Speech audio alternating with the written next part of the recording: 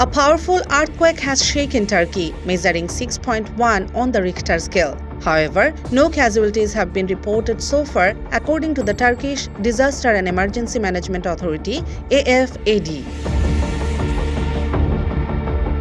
According to a report by the French news agency, the earthquake struck Turkish western region near the city of Sindirgi at around 10:45 p.m. local time on October 27. Tremors were also felt in Istanbul and the country's economic capital and in the tourist city of Izmir. Following the earthquake, Turkey's Interior Minister Ali Yerlikaya said that people were evacuated from 3 buildings and a shop, which later collapsed. Fortunately, no one was injured in the incident. Desk report, Bangladesh Guardian.